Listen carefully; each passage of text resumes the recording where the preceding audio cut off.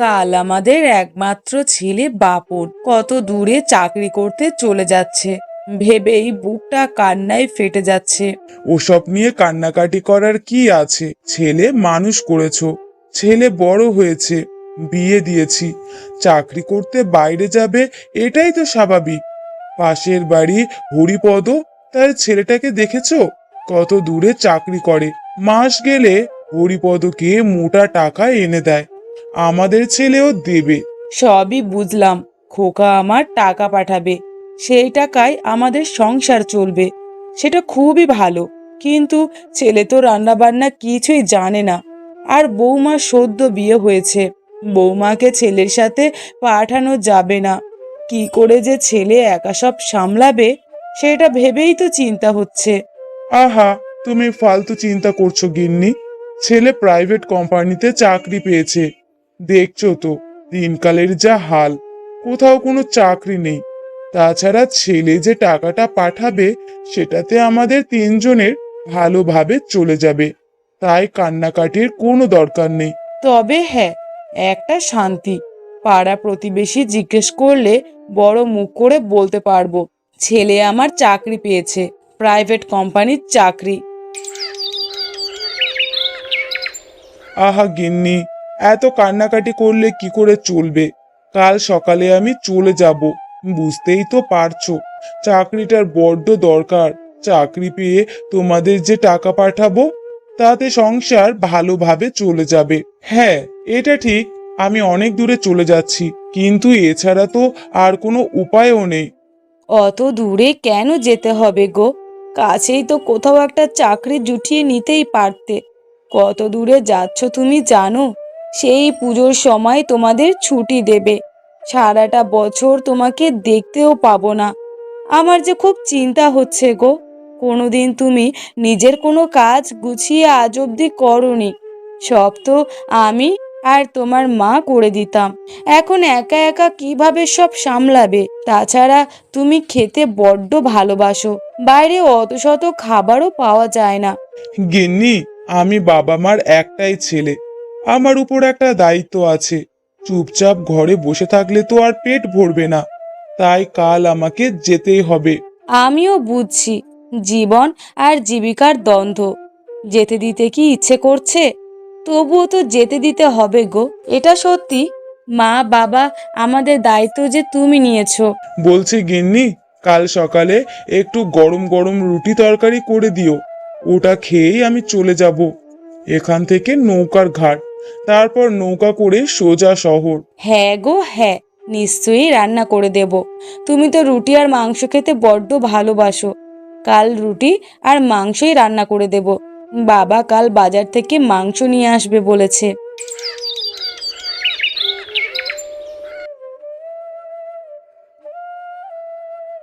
ইস, কি যে কষ্ট হচ্ছে। কাল থেকে মানুষটা যে কি করে খাবে কে জানে। ঘরের রান্না খেতে কত ভালোবাসে আমার স্বামী। যাই হোক, সাবধানে যেও, তোমার অপেক্ষায় থাকলাম। তুমিও সাবধানে থেকো গিন্নি, আমার মা বাবাকে দেখো, সবাই মিলে শান্তিতে থেকো। আমি ঠিক পুজোর সময় আসব, আর প্রতি মাসে মোটা টাকা পাঠিয়ে দেব। তোমাদের সংসারে কোনো অভাব হবে না। হ্যাঁ গো হ্যাঁ, তোমার মা বাবার কোনো যত্ন আত্তিতে অভাব আমি হতে দেব না, তুমি নিশ্চিন্তে থাকো। কি ব্যাপার সোনালি, তুমি কিছু বলবে? ছেলেটা চলে গেল, ঘরটা বড় ফাঁকা ফাঁকা লাগছে, কোনো কাজেই যেন মন বসাতে পারছি না। মন খারাপ যে আমারও হচ্ছে মা, কিন্তু কিছু যে করার নেই, যেতে তো হতোই তাকে। যাই হোক মা, আপনি আর বাবা একটু খাওয়া দাওয়া করে নিন, আমার রান্না হয়ে গেছে, সে আমরা খেয়ে নেব।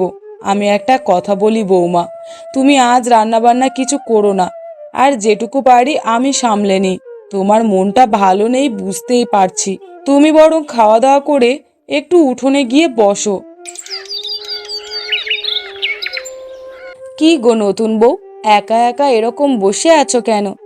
আচ্ছা আচ্ছা, বুঝেছি, দাদা চাকরি পেয়ে বাইরে গেছে, সেজন্য মন খারাপ। হ্যাঁ গো মিনতি দিদি, সেজন্যই মন খারাপ।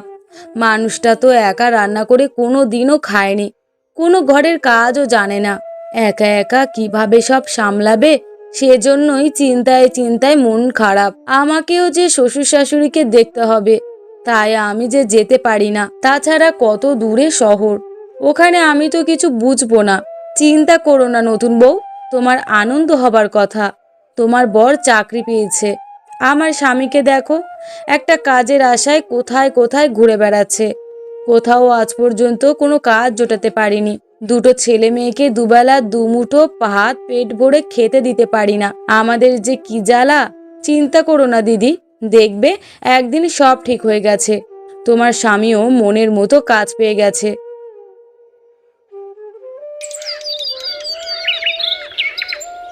আজ 2 মাস হয়ে গেল বাড়ি যায়নি। দাদা, পুজো আসতে এখনো অনেক দেরি। মনটা অস্থির লাগছে। বয়স্ক মা বাবা আর বউ ঘরে আছে। কে জানে ঠিক মতো বাজার হাট করে খাচ্ছে কিনা। দুঃখের কথা কি আর বলবো ভাই, আমারও যে তাই। চাকরি সূত্রে এত দূরে আসা, পরিবারকে যাতে মোটা টাকা দিতে পারি। মন কি আর চাই এত দূরে আসতে? সবই কপাল। কি হয়েছে কাকিমা? আজ নতুন বউকে তো উঠানে বসে থাকতে দেখলাম। তোমারও তো চোখটা ছলছল করছে। বলি, তোমাদের কি কিছু হয়েছে? 2 মাস হয়ে গেল, ছেলেটা আজও ঘরে ফেরেনি। দুর্গাপুজো আসতে এখনো ঢের দেরি। ছেলেটাকে ছাড়া ঘরটা ফাঁকা ফাঁকা লাগছে। কি করে যে দিনগুলো কাটাবো আমরাই জানি। ছেলেটা ভালো মন্দ খেতে বড্ড ভালোবাসতো। ওর জন্য বৌমাও ভালো করে কিছু খেতে পারে না। সত্যি কাকিমা, যতই তোমাদের দেখি অবাক হয়ে যায়। পাশের বাড়ির হরিপদ কাকুর ছেলে কত দূরে থাকে, কিন্তু একবারও ছেলের খোঁজ খবর নেয় না। আর বউটাও তেমনই, কখনোই মন খারাপও করতে দেখি না।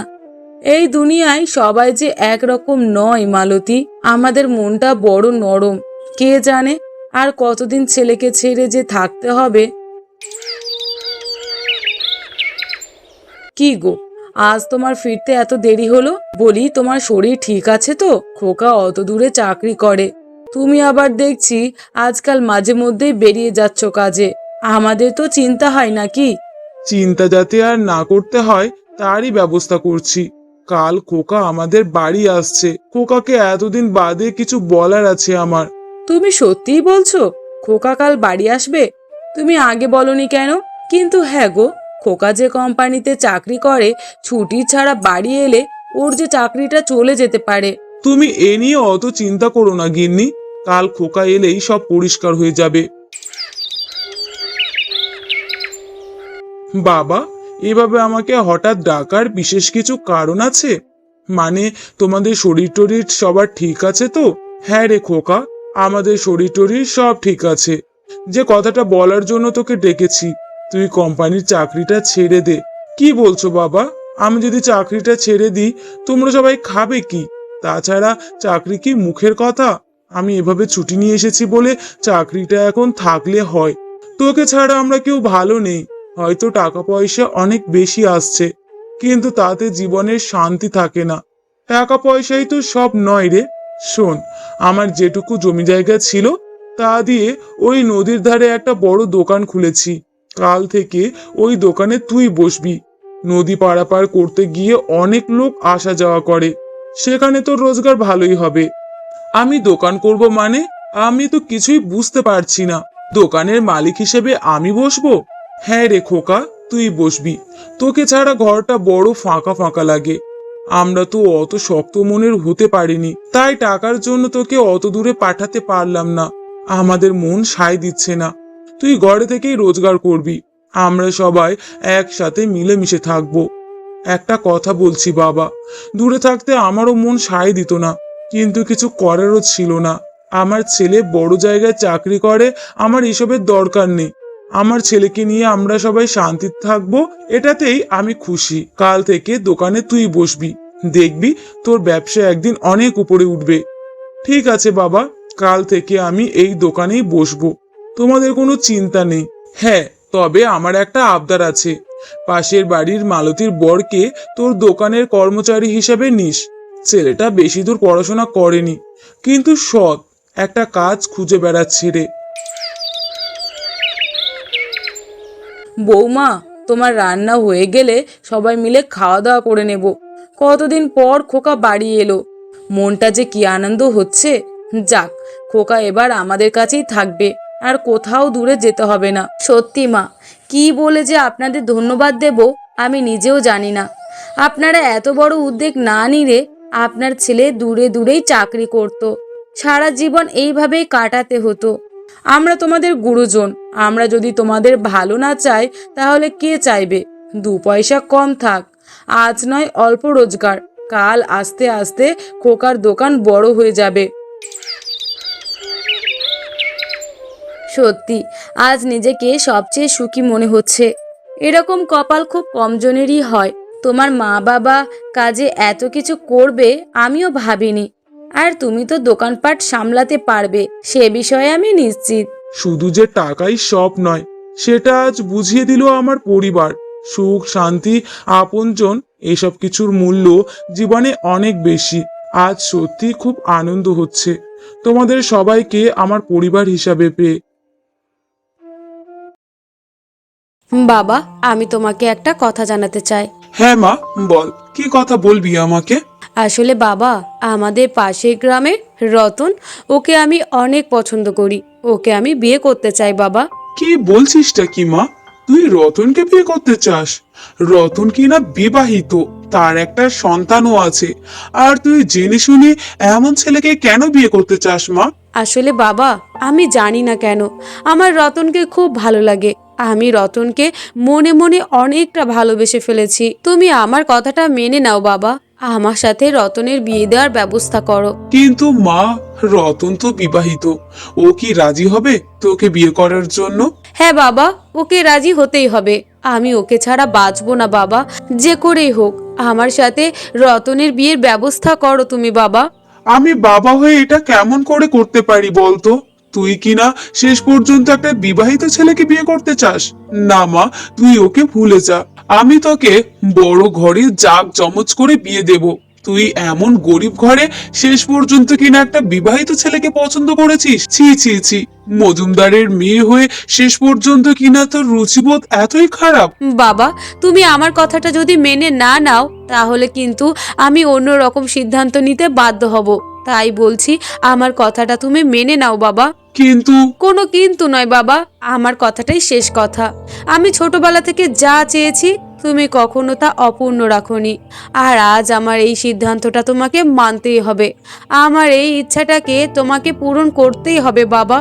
ঠিক আছে মা, তুই যেটা চাস সেটাই হবে। তোর কথা মতো আমি আমি রতনের সাথে তোকে বিয়ে দেব। কিন্তু রতন যদি রাজি না হয়? রতনকে রাজি হতেই হবে বাবা, কারণ তুমি রতনকে 50,000 টাকা ধার দিয়েছো, তা কি তুমি ভুলে গেছো? হ্যাঁ, রতনকে 50,000 টাকা ধার দিয়েছি। তো এটার সাথে বিয়ের সম্পর্কটা কিভাবে আসছে? আসলে বাবা, রতন অনেক গরিব। রতন কখনোই তোমাকে এত তাড়াতাড়ি 50,000 টাকা দিতে পারবে না। তুমি এক কাজ করবে, রতন যখন তোমাকে টাকা দিতে না পারবে তখন তুমি রতনের সাথে আমার বিয়ের কথাটা তুলবে। আর রতন যদি বিয়ে করতে রাজি না হয় তারপর তুমি তাকে ভয় দেখাবে। এমন ভাবেই তারা বাবা মেয়ে কথা বলতে থাকে।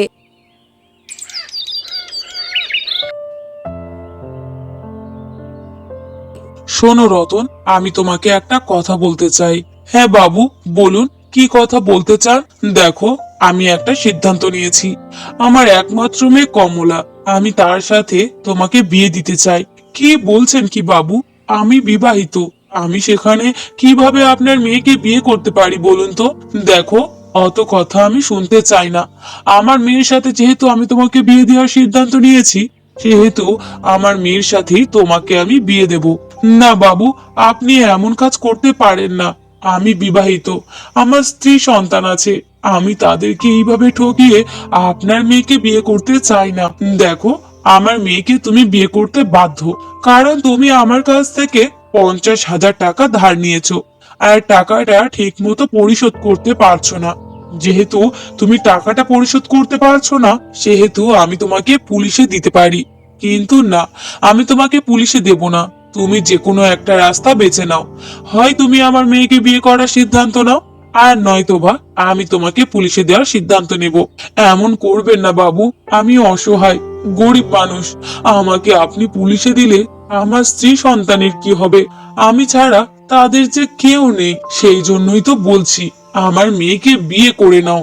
আমার মেয়ে তোমাকে অনেক পছন্দ করে, আর আমার মেয়ের কথা আমি কখনো ফেলি না, ফেলতেও পারবো না। তুমি আমার মেয়েকে বিয়ে করে নিলে তুমি বরং সুখেই থাকবে। আমার অর্থ সম্পত্তি সবকিছু ভাগিদার তুমি আর আমার মেয়ে। তাই বলছি আমার মেয়েকে তুমি বিয়ে করে নাও।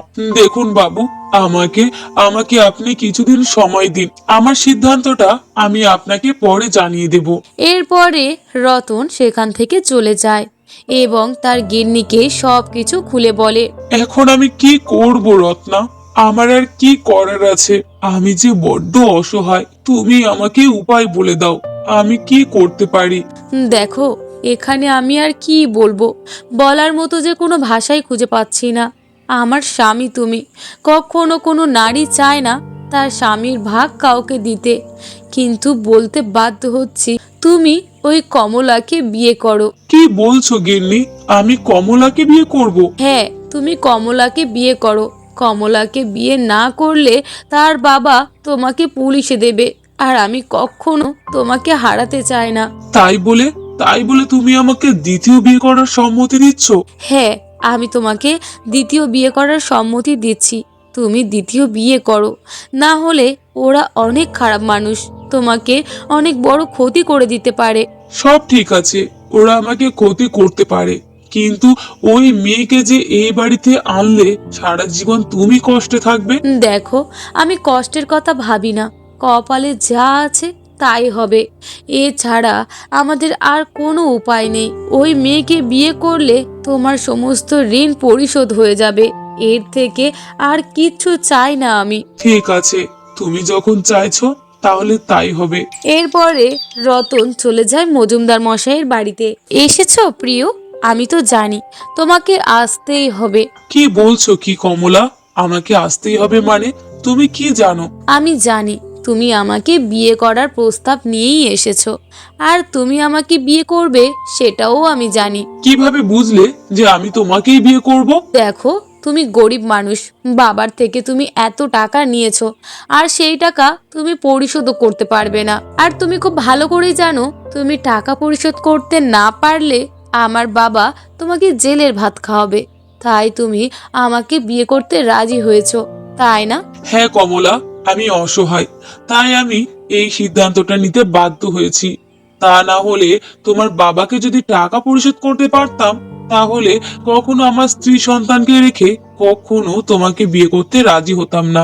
দেখো প্রিয়, তোমাকে তো আমি অনেক পছন্দ করি, ভালোবাসি, তাই তো তোমাকে বিয়ে করার জন্য বাবার সাথে এমন ফন্দিটা করতে হয়েছে। কি কমলা, তুমি আমাকে পছন্দ করো, ভালোবাসো, সেই জন্যই তুমি এইসব কাজ করিয়েছো? হ্যাঁ, আমি এইসব কাজ বাবাকে দিয়ে ইচ্ছে করেই করিয়েছি, না হলে তোমাকে যে আমি কখনো পেতাম না। আমার মধ্যে তুমি কি দেখেছো কমলা? আমি গরিব মানুষ, আমার স্ত্রী আছে, সন্তান আছে, সবকিছু থাকার পরেও তুমি আমাকে কেন বিয়ে করতে চেয়েছো? দেখো, আমি তোমাকে ভালোবাসি, ভালোবাসা কখনো গরিব ধনী দেখে আসে না। আর তোমার বিয়ে হয়েছে তো কি হয়েছে, বিয়ে হয়েছে বলে এমন নয় যে তাকে আর বিয়ে করা যায় না। আমি সতীনের ঘর করতেও রাজি আছি, তাই তো বাবাকে বলে তোমাকে বিয়ে করার সিদ্ধান্ত নিয়েছি। দেখো কমলা, আমি জানি না তুমি আমার কি দেখে বিয়ে করেছো। তুমি কত বড় বাড়ির মেয়ে, শেষ পর্যন্ত আমি একটা গরিব, আমি বিবাহিত পুরুষ। তার সত্ত্বেও তুমি আমাকে কেন বিয়ে করেছো আমি জানি না, কিন্তু বিয়ে যখন করেছো আমার থেকে কখনো স্বামীর অধিকার নিতে এসো না। আমি কখনো তোমাকে স্ত্রী হিসেবে মানতে পারবো না। রতন, এমন করো না, আমি তোমাকে পছন্দ করি, আমি তোমাকে অনেক ভালোবাসি রতন। দেখো কমলা, তুমি আমাকে যতই ভালোবাসার কথাই বলো না কেন, আমি এক নারীতে আসক্ত। আমি আমার স্ত্রী রত্নাকেই ভালোবাসি। তুমি চাইলেও কখনো আমার মন পাবে না। এমন করো না রতন, তুমি আমার কথা মতো চললে তোমার এই গরিব দশা কখনোই থাকবে না। আমার বাবাকে বলে তোমার নিশ্চয়ই কোনো একটা বড় ব্যবসা বাণিজ্য আমি করিয়ে দেব। শুধুমাত্র তুমি আমার কথা মতো তোমার প্রথম স্ত্রী রত্নাকে তুমি ডিভোর্স দিয়ে দাও। না কমলা, এমনটা কখনো হয় না। আমি আমার স্ত্রীকে অনেক ভালোবাসি। আমার স্ত্রীকে আমি ডিভোর্স দিতে পারবো না কমলা। তুমি তুমি চাইলে এই বাড়িতে আমার স্ত্রীর মর্যাদা পেতে পারো, তবে সব সময় আমার প্রথম স্ত্রীর সাথে তোমাকে মিলেমিশে থাকতে হবে। কখনো আমার প্রথম স্ত্রীর সাথে সংসারী অশান্তি আমি মেনে নেব না। যেভাবেই হোক তোমার মন আমাকে পেতেই হবে। এর জন্য যা করতে হয় আমি তাই করতে রাজি আছি। দরকার পড়লে ওই বড় বউকে কিভাবে এই বাড়ি থেকে তাড়াতে হয় সেই ব্যবস্থাও আমি করব, কিন্তু আমার তোমাকেই চাই। দেখো ছোট বউ, আমি আমার স্বামীকে তোমার হাতে তুলে দিলাম। আমার স্বামীকে তুমি ভালো রেখো বোন। হ্যাঁ, স্বামী তো শুধু তোমার একার না, স্বামী তো আমারও। আমি ঠিক দেখে নেব আমার স্বামীকে আমি কেমন রাখবো না রাখবো। আর শোনো, রতনের স্ত্রী কিন্তু শুধুমাত্র তুমি একা নও, আমিও রতনের স্ত্রী। তাই সবসময় নিজের একার অধিকার ফলাতে যেও না। তোমার কি কথা বলা শেষ? যদি তোমার কথা বলা শেষ হয়ে যায় তাহলে তুমি এখন আসতে পারো। কমলা বোন, তুমি এমন করে কেন কথা বলছো? আমি তোমাকে বোনের মতো ভালোবাসবো, তুমি আমার বোনের সমতুল্য। শোনো, আমি কারোর বোন হতে চাই না, আমি এখন তোমার সতীন। আমাকে বোন ভেবে ভুল করো না। রত্না, আমি আসছি, সাবধানে থেকো আর ঠিক মতো খেয়ে নিও। তুমি আমাকে নিয়ে আর চিন্তা করো না, যাও গিয়ে তোমার কাজটা সফলভাবে করে এসো। এ কি, তুমি শুধুমাত্র তোমার প্রথম স্ত্রীকে কেন বলছো? আমিও তো তোমার বিয়ে করা স্ত্রী। তুমি আমাকে না বলে শুধুমাত্র বড় বউকে একলা বলছো কেন? ও আচ্ছা, ঠিক আছে কমলা, আমি আসছি। তোমরা দুজন সাবধানে থেকো। ও, বললাম তারপরেই তুমি আমাকে বলছো, তাই না? দেখো, ভুলে যেও না আমিও তোমার স্ত্রী। সব কিছুতে আমারও সমান অধিকার আছে। শুধুমাত্র বড় বউকে ভালোবাসবে আর ছোট বউকে ভালোবাসবে না, তা কিন্তু কখনো হয় না। কমলা, তুমি এত রাগ করো না, ওনার হয়তো ভুল হয়ে গেছে, আর কখনো এমন ভুল হবে না। তোমাকে আর এত সাফাই গাইতে হবে না। আমি তো জানি, আমি বিয়ে করে আসার পর থেকে তুমি আমাকে সহ্যই করতে পারছো না। আমার স্বামীর সাথে আমাকে দেখে তুমি হিংসায় জ্বলছো। তাই তো তুমি সব সময় চেষ্টা করছো আমার স্বামীকে তোমার করে রেখে দেওয়ার জন্য। চুপ করো, এইসব ঝামেলা আমার আর ভালো লাগছে না। আমি এখন গেলাম, তোমরা কেউ নিজেদের মধ্যে অশান্তি করো না। রত্না, আমাকে কিছু খেতে দাও। আজ মাঠে অনেক পরিশ্রম করেছি, প্রচন্ড খিদে পেয়েছে। আচ্ছা, তুমি কি চোখে দেখতে পাচ্ছ না আমি তোমার জন্য ভাত খুলে বসে আছি, আর তুমি কি না তোমার বড় বউকে ডাকছো ভাত খাওয়ার জন্য? ও আচ্ছা, তুমি আমার জন্য ভাত খুলে বসে আছো? আমি তো ভাবলাম তুমি নিজেই খাচ্ছ। আর তাছাড়া মাঠ থেকে ঘুরে আসার পরে আমি বড় বউকে না ডাকলে আর বড় বউ পাশে না থাকলে আমার ঠিক মন মতো খাওয়া হয় না, তাই ডাকছিলাম আর কি। শোনো, ওইসব ভুলে যাও। এখন আমি তোমার দ্বিতীয় স্ত্রী, আমাকেও সমান গুরুত্ব দাও। শুধুমাত্র বড় বউকেই মাথায় তুলে রাখবে তা তো হতে দেওয়া যায় না। আমি তোমাকে ভালোবাসি, তোমাকে ভালোবেসে আমি বিয়ে করেছি, আর তুমি কিনা সব সময় আমাকে এত অবহেলা করো। ঠিক সেই সময়ে বড় বউ সেখানে চলে আসে। না কমলা, উনি আসলে বুঝতে পারেননি। আসলে সব সময় এসে আমাকেই খাওয়ার জন্য ডাকেন তো, তাই হয়তো আমাকেই ডেকে ফেলেছে। আর কখনো এমন ভুল হবে না। তুমি চুপ করো দিদি, শুধুমাত্র তোমার জন্য। তোমার জন্য আমার স্বামী আমাকে মেনে নিতে পারছে না। আমি ওনাকে কত ভালোবাসি, আমি ওনাকে ভালোবাসি বলেই তো আমার ওই রাজপ্রাসাদ ছেড়ে এই কুঁড়ে ঘরে এসেছি। আর সেখানেও কিনা আমি ভালোবাসাটুকুও পাচ্ছি না। কমলা, তুমি এইসব বিষয় নিয়ে চিন্তা করো না বোন। এবার থেকে আমাদের স্বামী শুধুমাত্র আমাকে না, তোমাকেও সব সময় খাওয়ার জন্য ডাকবে। তুমি আর এইসব বিষয় নিয়ে ভেবো না বোন। না না, এইভাবে আর হচ্ছে না। আমি যে রতনকে নিজের মতো করে নিজের কাছে আটকে রাখতে পারছি না। সব সময় ওই বড় বউ আমার স্বামীকে আমার থেকে আলাদা করে রেখেছে। এইভাবে আমি আর মেনে নিতে পারছি না। যেভাবেই হোক, যেভাবেই হোক, কিছু না কিছু একটা ব্যবস্থা করতেই হবে। শোনো না, আমি আমি কাল রাতে আমার স্বর্ণের চেনটা এই বালিশের পাশে রেখে ঘুমিয়েছিলাম। কিন্তু সকালবেলা সেই স্বর্ণের চেনটা আর পাচ্ছি না। কোথায় গিয়েছে বলতে পারো? তা তো আমি জানি না। এই বাড়ি থেকে তোমার স্বর্ণের চেন কোথায় যাবে?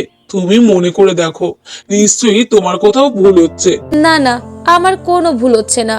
আমার স্পষ্ট মনে আছে, আমার স্বর্ণের চেন আমি বালিশের পাশেই রেখেছিলাম। এইখান থেকে নিশ্চয়ই আমার স্বর্ণের চেন চুরি হয়ে গেছে। কি বলছো? তোমার স্বর্ণের চেন চুরি হয়ে গেছে মানে? তোমার স্বর্ণের চেন কে চুরি করবে? কেন, এই বাড়িতে স্বর্ণের চেন চুরি করার মতো কি কেউ নেই? নিশ্চয়ই দিদি এই কাজটা করেছে। কমলা, কি বলছো তুমি? না না, রত্না কখনো এমন কাজ করতে পারে না। তুমি কিভাবে বুঝলে যে তোমার প্রথম স্ত্রী এই কাজটা করতে পারে না? আমি জানি, রত্নাকে আমি অনেক বছর ধরে চিনি। ও কখনো এমন কাজ করতে পারে না। না না, আমার মন বলছে নিশ্চয়ই দিদি এই কাজটা করেছে। দেখো কমলা, তুমি কিন্তু বাড়াবাড়ি করছো। রত্নার উপরে আমার অন্ধ বিশ্বাস আছে। রত্না কখনো এমন কাজ করতে পারে না। সত্যি সত্যি আমি হেরে গেলাম তোমাদের ভালোবাসার কাছে। আমি চাইলেও কখনো তোমাদের মাঝে ফাটল ধরাতে পারবো না। আসলে কি বলো তো, আমি আমি কখনো বুঝতে পারিনি যে প্রকৃত ভালোবাসার মাঝখানে কখনো কোনো খাত থাকে না। আর আমি চেয়েছিলাম তোমাদের মাঝে ফাটল ধরিয়ে সেই ভালোবাসার ভাগীদারি হতে, কিন্তু না, সেই সুযোগ কখনো আমার স্বামী আমাকে দেয়নি। কি বলছো কমলা? হ্যাঁ দিদি, আমি ঠিক কথাই বলছি। আসলে সত্যি সত্যি আমি রতনকে ভালোবেসে বিয়ে করেছি। আমি আমার রাজপ্রাসাদ রেখে এই কুঁড়ে ঘরে আসতে রাজি হয়েছি, কিন্তু আমার ভালোবাসা ছিল একতরফা।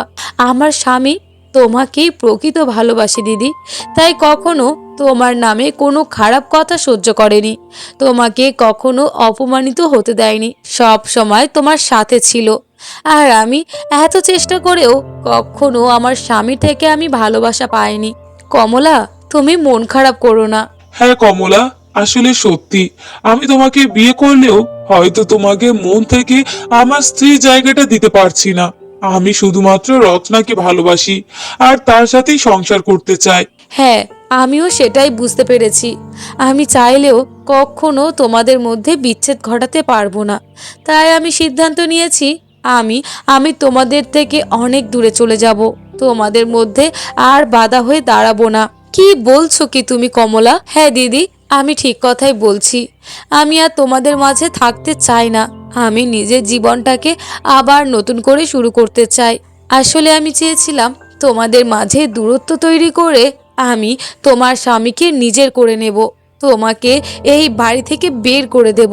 কিন্তু না, রতন প্রমাণ করে দিল রতন তোমাকে ছাড়া কাউকে চায় না। আমার বাবার এত টাকা অর্থ সম্পত্তি থাকা সত্ত্বেও রতন কখনো আমার বাবার সম্পত্তির উপরে লোভ করেনি, আমার কাছে আসেনি, কারণ রতন শুধুমাত্র তোমাকেই ভালোবাসে দিদি। কমলা, আমি আর তুমি চাইলেই মিলেমিশে একসাথে থাকতে পারি। রতন নিশ্চয়ই আমাদের দুজনকেই সমান অধিকার দেবে। না দিদি, তোমাদের মাঝখানে আমি আর কাটা হব না। আমি আমার বাবার বাড়িতে চলে যাব। তোমরা ভালো থেকো, সুখে থেকো। এইভাবেই কমলা হাজার চেষ্টা করেও রতন এবং রত্নার মধ্যে ফাটল তৈরি করতে পারেনি। শেষ পর্যন্ত কমলা নিজেই তাদের থেকে অনেক দূরে চলে যায়।